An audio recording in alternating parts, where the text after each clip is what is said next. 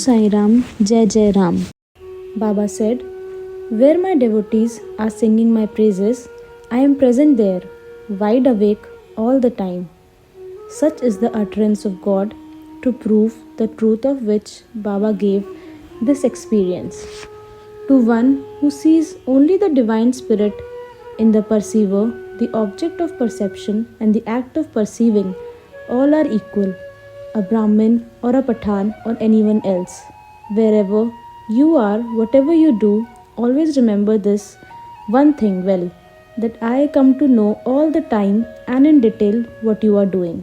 This visible world is my own manifestation, be it a worm or an ant or a pauper or a king.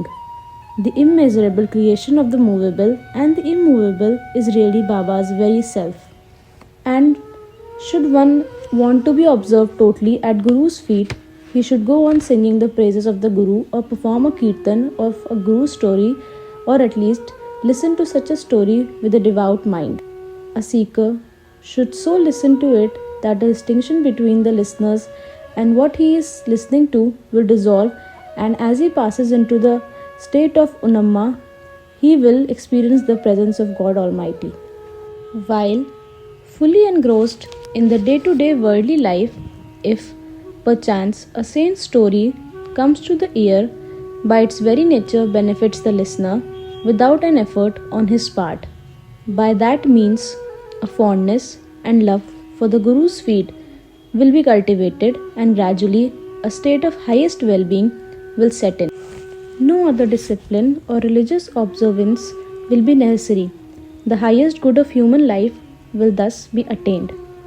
When the mind is thus disciplined, the longing for listening to the tales will grow, and the bondage of sensual pleasures will break away of its own. A state of supreme joy will then be experienced. This entire creation of animate and inanimate things is truly a manifestation of God, but the Almighty is beyond the universe, the highest supreme being. God is not separate from the world, but this universe is distinct from God. From the time of its creation, universe is filled with animate and inanimate things whose main base is God. Know that there are 8 places of God's worship, such as the idol, the sacrificial altar and others. But all of them all, Guru is the greatest. Himself, the Supreme Brahman, even Sri Krishna, caught the feet of Guru Sandipani and has said, "When the Satguru is remembered, I, Narayan, am pleased." 1,000 times would I like to that the Satguru praises be sung rather than mine. Such is the excellence and profound significance of the Satguru. He who turns his back to Guru worship is truly a wretched sinner who has to suffer the torture of journeys between birth and deaths. He ruins every prospect of self-upliftment. Again, a birth, again death. Wandering between the two has been our lot. Therefore, let us listen to the Guru's story and attain self-deliverance. Stories which casually comes from the saint's lips can open up the knots of ignorance and become our preservers in the greatest of calamities. Hence, let us store them up in our hearts. What trying times are ahead? We know not, nor what force will be at work, for all this is Allah Mia's sports, and His loving devotees are but spectators in it. To sum up, most holy in this life of Sai, he who reads it and he who listens to it, both are blessed, for their hearts will be purified. When the stories are lovingly listened to, the worldly sorrows will be dispelled. Sai, the compassionate one, will be propitiated and pure. Absolute knowledge will appear.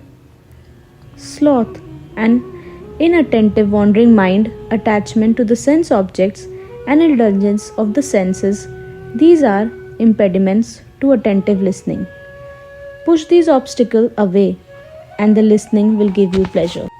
We need no religious vows or their ritualistic conclusions, nor are fast or mortification of flesh necessary. Even pilgrimages and journeys undertaken on their account are not required. Listen to this life story and that is enough. But our love should be steadfast and genuine. We should have grasped the very essence of true devotion. Only then can we attain the highest goal of human existence, that is moksha or salvation. Then the obstacle posed by ignorance will be destroyed. We need not exert after other means. We shall listen to Sai's life story so that all karma, past and present, is exhausted without leaving a trace behind.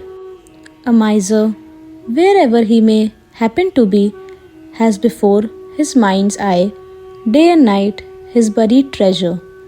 In the same way, may Sai be present in our hearts. Jai Shri Sai Samarth, Jai Jai Ram.